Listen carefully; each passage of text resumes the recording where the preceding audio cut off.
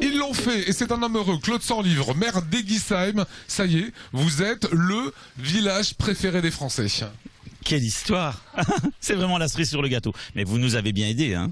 En réalité, oui, il y a eu énormément de votes pour Eguisheim, mais je crois qu'il y a eu tout le village s'en est mêlé, l'office du tourisme, les commerçants, les viticulteurs, tout ce qui compte ici a lancé les amis des amis sur les réseaux sociaux et on a buzzé. Voilà, plus de 5 millions de téléspectateurs, 5 75 000 hier chez nos confrères de France 2.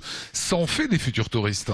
Exactement, maintenant il va falloir gérer l'après-village préféré des Français pour bien les accueillir et puis pour qu'on reste aussi ce village authentique avec son âme vivante. Oui, il va falloir gérer le stationnement, gérer la signalétique pour amener tous ces gens vers Eguisheim et puis régler Internet parce que le village préféré, si mal relié par Internet, non ça va pas. Ça avait été un petit peu éventé parce qu'il faut savoir que Stéphane Bern et l'équipe a tourné dimanche soir. Qu'est-ce que vous avez dû dire à vos administrés pour qu'il n'y ait pas trop de fuite dans la presse? Exactement. Alors initialement, il était prévu de faire un apéritif pour remercier les habitants par rapport justement à ce vote qu'ils avaient fait sur Internet. Mais pas qu'ils avaient gagné. Ah non, ça je le savais depuis 8 jours, mais motus. C'est vrai qu'on le savait nous aussi, déjà depuis hier, avant l'émission. Comment vous êtes arrivé à dire aux journalistes, n'éventez pas l'information? C'est Stéphane Bern qui sur la place a demandé à tout le monde de ne pas éventer la chose. Alors donc on fait des DNA parler ce matin de Stéphane Bern, monsieur 30%. C'est-à-dire qu'il vient dans une ville, il la met à l'honneur dans le plus beau village préféré des Français et il y a 30% de rentrées, de devises qui arrivent. Oui, c'est ça. Et Saint-Cyr-la-Popie, l'année dernière, a doublé son chiffre de touristes qui sont venus le voir. Donc pour nous, 500 000, donc ça ferait une histoire de 600 et quelques. Il faut qu'on s'y prépare. Qu'est-ce qui a fait la différence?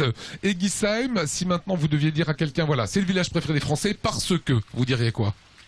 Je crois que si les gens viennent, c'est parce qu'ils y trouvent aussi une qualité de vie.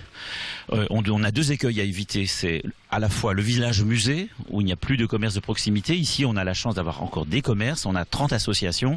Et puis l'autre écueil, c'est l'usine à touristes. Donc il faut qu'on oscille et qu'on soit bien sur cette ligne de crête pour continuer à bien les accueillir et à faire en sorte qu'on continue à bien vivre au pied des 3 châteaux. Voilà, vous avez vu tout à l'heure quelques touristes qui disaient voilà, on a entendu ça à la télé ou on l'a vu, on est déjà là ce matin, ça va vite la télé. Visiblement, oui, ça nous dépasse, c'est dingue. Voilà, écoutez, bonne route, Alsace 20 était les premiers à venir.